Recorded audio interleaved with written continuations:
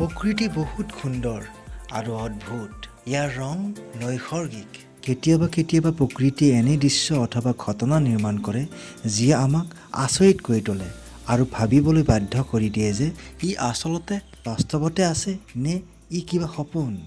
মই আপোনাক প্ৰকৃতিয়ে সৃষ্টি কৰা এনে কিছুমান বাছনি কৰা ঘটনা আৰু দৃশ্যাৱলী দেখুৱাবলৈ গৈ আছোঁ যিটো সঁচাকৈয়ে বৰ আচৰিত। কিন্তু সত্যতা এইটোৱেই যে এই দৃশ্য অথবা এই ঘটনাবোৰ বাৰুকৈ সঁচা আৰু বাস্তৱ আৰু প্ৰকৃতিৰ দ্বাৰা সৃষ্টি হোৱা বা উৎপন্ন হোৱা। হেল্ল' ফ্ৰেণ্ডছ, মই হ'ল আপোনালোকৰ বন্ধু মানৱ আৰু আপোনালোক আটাইকে স্বাগতম জনাইছোঁ মানৱ জ্যোতি ইউটিউব চেনেলত। তেন্তে বলক আৰম্ভ কৰোঁ আজিৰ এই ভিডিঅ'। এৰিজোনাৰ ঘাটি, যাক এৰিজোনাৰ ঢৌ বুলিও কয়, ইংৰাজীত ইয়াক ৱেভ অফ এৰিজোনা বুলিও জানে।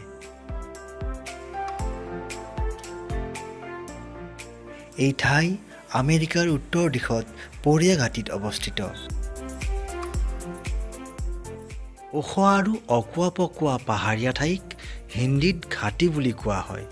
ইয়াত দুই ধৰণৰ ঘাটি আছে, উপৰি ঘাটি আৰু তলতীয়া ঘাটি। এয়া তলতীয়া ঘাটি, যাক আপুনি চাব পাৰে, আৰু এয়া হৈছে উপৰি ঘাটি, যিটো দেখিবলৈ বহুত সুন্দৰ। এই ঠাই সেন্দুৰীয়া টিলাৰে আৱৰি আছে। এই টিলাবোৰক সেন্দুৰীয়া বালিয়া শিল বুলিও কোৱা হয়। দেখিবলৈ এই ঠাই বিৰাট অদ্ভুত আৰু নিজৰ মাজতে বহুত সুন্দৰ। এই ঠাইখিনি ফটোগ্ৰাফাৰ আৰু পৰ্যটকৰ বাবে পচন্দৰ ঠাই। এই অদ্ভুত ঢৌবোৰ, এই বালিয়া শিলবোৰ কাটি যোৱাৰ বাবে উদ্ভৱ হৈছে। বছৰ বছৰ ধৰি হোৱা বৰষুণৰ বাবেই এই অদ্ভুত ডিজাইনবোৰ ইয়াত সৃষ্টি হৈছে। বৰষুণৰ পানী যেতিয়া এই বালিয়া শিলৰ মাজেৰে বয়, তেতিয়া সেই পানীৰ সোঁতৰ বাবে এই বালিয়া শিলে ঢৌৰ আকৃতি লয়। যদি আপুনি ইয়ালৈ যাব খোজে তেন্তে 4 মাহ আগৰ পৰাই বুকিং কৰিব লাগিব, কাৰণ এদিনত মাত্ৰ 10জন লোককহে পঠায়। এই 10জন লোকক লটাৰী যোগে বাছনি কৰে।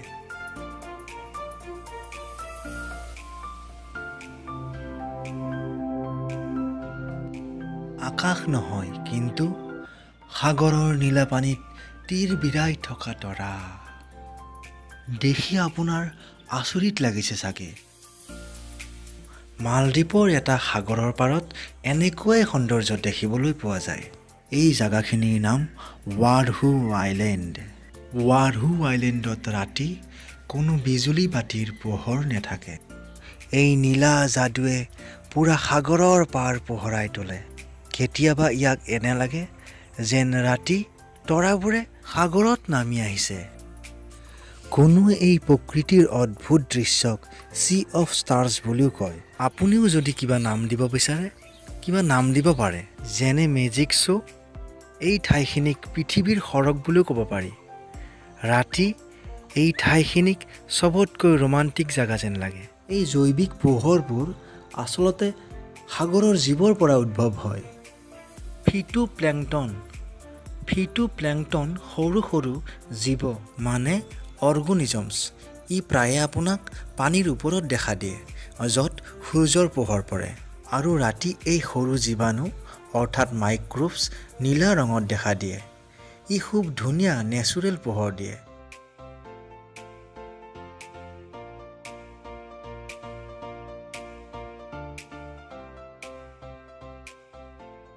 সুন্দৰ, ধুনীয়া, এই দুটা শব্দ এই ঠাইখিনিৰ বিষয়ে ক'বলৈ যথেষ্ট। এই ঠাই পৃথিৱীৰ চবতকৈ সুন্দৰ। এইটো বৰ অদ্ভুত আশ্চৰ্য। এনে লাগে যেন ই আমাৰ পৃথিৱীৰেই নহয়। আপুনি ইয়ালৈ গ'লে নিশ্চিতভাৱে কৈছোঁ, সকলো দুখ বেদনা পাহৰি যাব আৰু এই প্ৰকৃতিৰ অদ্ভুত মোহত হেৰাই যাব। ই এটা আচৰিত কৰি তোলা দৃশ্য, য'ত আকাশ আৰু ধৰণীখনে মিলি এক অভূতপূৰ্ব সৌন্দৰ্যৰ সৃষ্টি কৰিছে। এই ঠাইখিনিৰ নাম হৈছে ছালাৰ ডে ইউইউনি। ছালাৰ ডে ইউইউনি চবতকৈ ডাঙৰ নিমখৰ সমান ঠাই। এই ঠাই পানীৰে নহয়, কিন্তু পূৰা নিমখেৰে ঢাকি আছে। এই ঠাই আকাশৰ বাবে আইনা অথবা দাপোনৰ কাম কৰে। দেখি এনে লাগে মানি লওক আকাশখন নিজেই মাটিলৈ আহি গৈছে। যদি ইয়াক নিজৰ শব্দত কওঁ তেন্তে ই আকাশৰ ৰিয়েল 3D সৌন্দৰ্য। ভাৰতৰ ত্ৰিপুৰা ৰাজ্যৰ সমান মানে 10,582 কিলোমিটাৰ ক্ষেত্ৰফলত এই নিমখৰ পথাৰ বিয়পি আছে। এই ঠাই বলিভিয়াৰ পটোচি ওৱা অৰৰু বিভাগত অৱস্থিত। ছালাৰ ডে ইউনি ইয়াত থকা পুৰণি বিলবিলাকৰ পৰা সৃষ্টি হোৱা। অনুমান কৰিব পাৰি যে ইয়াত প্ৰায় 10 আৰব টন নিমখ ভৰি আছে।